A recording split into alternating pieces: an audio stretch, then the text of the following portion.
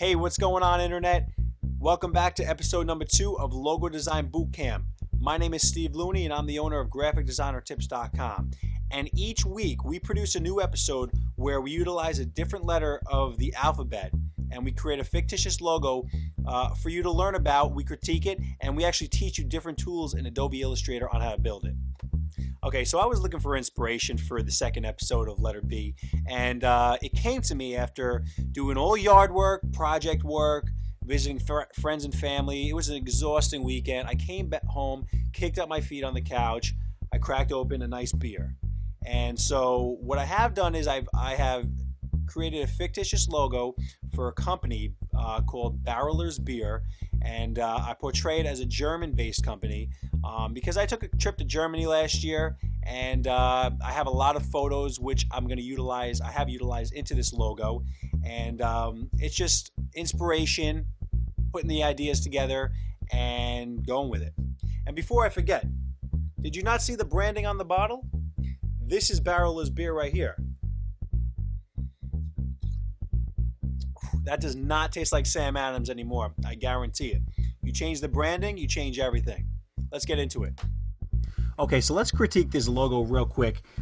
We have a Gothic medieval type of font face, which really makes it that German type feel, and that's what I was kind of going for here. So I found a free font on the internet that I was able to utilize for this tutorial to show you the effect of that.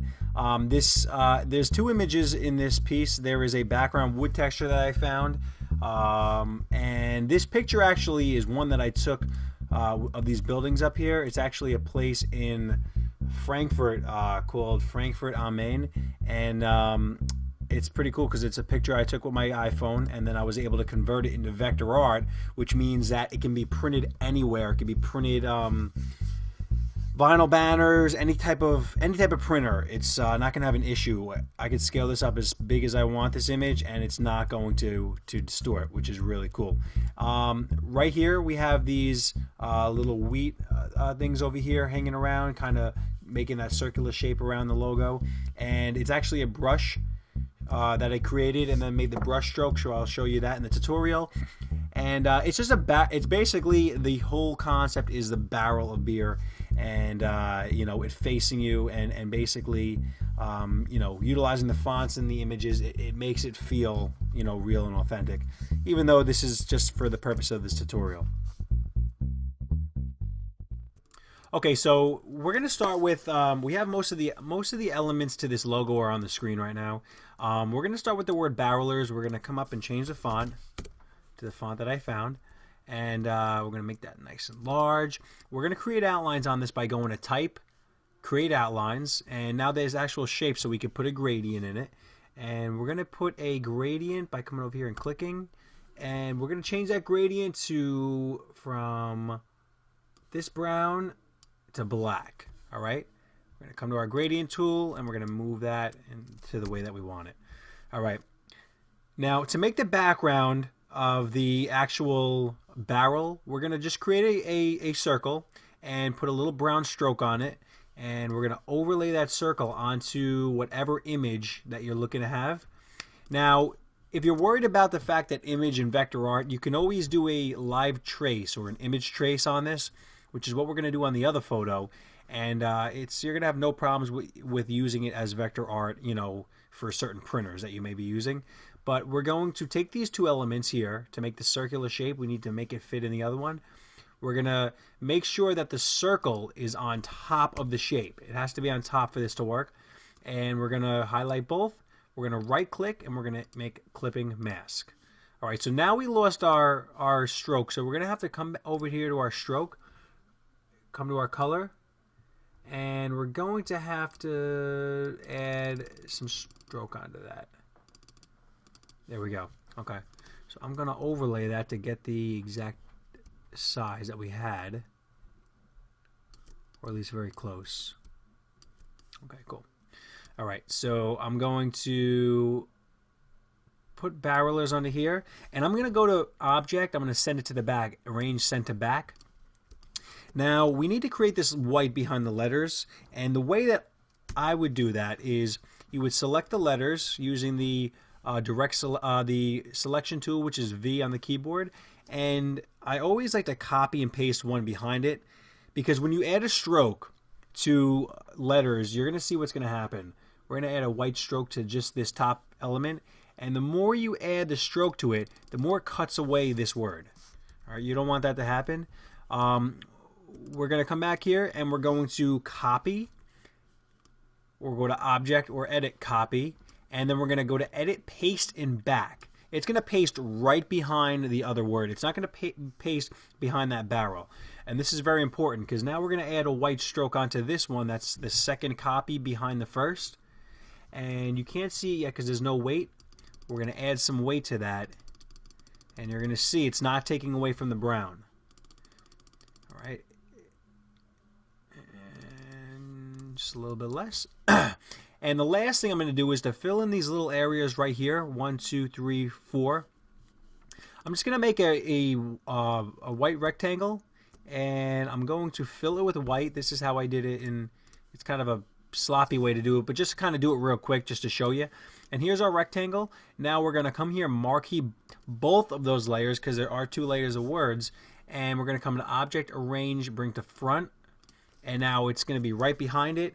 And we're probably going to need to center this a little bit. So just nudge it a little bit to the left.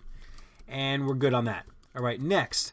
We're going to take this photo and we're going to do an image trace on it. And it's going to take this photo of this square that I took with my iPhone. And it's going to create an image. We're going to do 3 colors. Okay, so now when we have our image like that, we're going to hit expand, and it's going to turn it into our vector art, which is awesome, because no matter how high we blow this up, it's not going to distort. Now, I'm going to overlay this into my logo area, and right now it's actually you'll see a couple of things. We'll zoom in here. There's all this extra building here, which is kind of messy looking. There's this extra area in here. And there's this extra stuff going on over here. We can make a clipping mask like we did with the barrel and the circle, and we're going to do that to this image. But first, I'm going to scale this down a little bit to how it is in the finalized logo, and I'm going to get rid of this white by hitting it with the direct selection and deleting. And I'm going to scale this to where we really kind of want it to be. All right. Now, and it automatically placed it behind the words, which was good. We're going to come over to our transparency. All right, leave that in there. While we have this selected, we're going to come into our transparency and hit overlay. You're going to get a different effect on each. And overlay kind of gives it that golden, like engraved type of look. It's pretty cool. So if you want to change, you can actually change the vector art in here to different colors, and you'll have different effects. That's what I did in here. That's why it looks so gold in the final one. And I'm going to take my clipping mask, my pen tool, and I'm going to zoom in, and I'm going to go around this because I want all this stuff in here to get wiped out, because that's not part of anything. That's just extra crap. That's just highlighted. We're going to come up here, step. I'm kind of rough doing this. All right. And we're going to come down here. I'm basically outlining what I want, and what I basically, if I don't outline, if it's not within here, I don't want it. All right, we're going to click that. We're going to get our selection tool V. While we have the clipping mask, desired clipping mask shape, we're going to click the other element, and we're going to right click, make clipping mask. And now it took out all that stuff there, and on the side over here. All right. Now, if you notice, we got this little funky stuff going on here. We need to send our type to the front by selecting these 2 layers, come into Object, Arrange, Bring to Front. And now you don't see that anymore. And the next thing, which is the really cool thing that if you don't know this, it's really going to help you out a lot. I created these little vector shapes of a little wheat, I don't know what you would call it, a wheat leaf or whatever, but by basically taking the pen tool and just kind of doing like a rough, whoops, that looks like, doesn't look like it. let's see. Here we go. And selecting this and then just creating this little shape in here. And what I did was I created I created these, and I created a little stem, and when I was done I grouped it. And now I'm going to ungroup everything for a second so you see. Before they look like this. And now I'm going to select everything and group them. And the reason I'm grouping them is because I'm going to make a brush that whenever I do any kind of a brush stroke, it's going to, this is what's going to paint on the canvas, not a color, a picture, or basically a pattern. So, well, sort of like a pattern. So we're going to select this group. We're going to come over here to our brushes. We're going to come down to the options, click new brush, and we're going to make a new art brush. Okay. And in here, it's going to show us, don't worry about all these other stuff. We're just going to change one little thing, the direction. All right, you see the directions going from here to here. You want it to go from here to here because this is going to be the back point. Wherever we move our brush, this is going to be at the tip and this is going to be at the back. And you'll see in 1 second. We're going to hit OK. We're going to come into our brush tool, and just so you see what's going on here, that's basically what's happening with the shape that we made. It's really, really cool.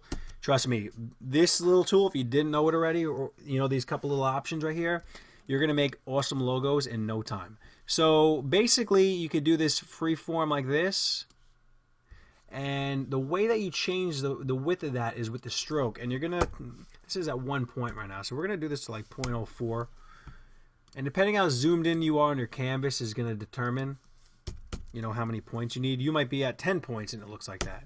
So, all right, that's way too thin, 0.02. Let's do 0.05. Okay. 0.09. All right. 0.3. Cool. All right. So it's all experimentation. Now I don't like the way it curved. It didn't, you know, I didn't do it correctly. So what I'm going to do is I'm going to come to our pen tool, and I'm going to hold it down, add anchor point pen tool, or add anchor point tool, or hit the plus sign on the keyboard. Let's do that right in the middle. And now we can maneuver this however we want. So I can have it really curve around that circle. Remember, guys, design is about being neat, proportionate, and you know, people are going to see if things aren't balanced. You know, it's just not going to look right, and you don't want to do shoddy work like that anyway. So we're going to take this, and we're going to hold Option. We're going to copy this over, Option, click, and pull. While you're holding Shift too, hold Shift down so it stays within line.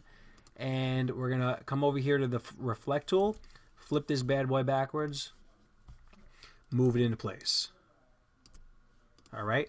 We're going to come up here to our type tool, and I think I said established 1800, and we're going to make that nice and small, and we're going to lift these up a little bit because I really wanted these to kind of contain that word. It's about creating the balance. And the last thing, well, actually not the last thing, but the second to last thing is you want to create a circle that's about the size of this, and we're going to bring it down here. And we're going to come out to the type tool, type on a path tool. And we're going to click this, and we're going to type authentic, and this is too big, so I'm going to select all. I'm going to lower the point size on this a lot. Authentic, German, Frankfurt, Amen beer. All right, now there's a problem. If you look, it's on the outside. We need to get this so it's basically on the inside, or on flipped outside, so it reads like it does over here. So we're going to come to our direct selection. What we're going to do is, this is experimentation. So these little points that hang out, you can actually maneuver them with the direct selection. So, oh, there we go. If we pull this in, just come from the right and pull it to the left. It's gonna, but it's very, you know, you got to be very careful because you move just slightly, it pops out of the circle. So we're gonna get that to where we want it to be. We're gonna move that under our logo. All right, so it's not exactly what we want, and we're gonna fix that. instead of just leaving it. And the way we're going to do that is we're going to take this point right here with the direct selection by hitting A, and we're going to bend this in, and we're going to bend it in more. All right. And I don't like that, so we're going to back up. Okay, we can change the curves on here. That look actually pretty good. And we're going to pull that bad boy out. All right, so the last thing I want to show you is a couple little ideas that I had while I was working on this conceptually. This was kind of like the beginning, starting from like the top. I really wanted to make my whole logo idea in the beginning was to really incorporate the letter into it, the B. So I kind of had this B coming out of the top right here on Barrelers. But after working with this logo, if you see all the versions, I didn't feel like, you know, especially these two. This one's pretty good right here. I do like it. Maybe moving this to the middle, a little bit more well balanced. But I didn't fall in love with it, honestly, and I didn't want to half-ass this. So it's a cool looking logo, but it wasn't what I wanted to represent. So I started moving into other little things over here. This is actually overlapping that, but then over here, I mean, this is kind of just a mess around. I don't know what I was doing there. This, I was thinking, you know, label wise for, you know, because if you type in, go to Google and type in, you know, beer logo, you're gonna have all this awesome stuff come up, and it's the way, like the old-fashioned looking logos, they're very cool the way that they're designed. And then I came over here and I fell in love with this for a little bit, but it's still, I wasn't happy with it, you know, at all. And then I messed with this little guy over here. I did some stupid thing up here, and there's a lot of other stuff on my canvas I was working on. But this is what we came up with in the end, and it looks real, authentic, just like the authentic saying of the beer.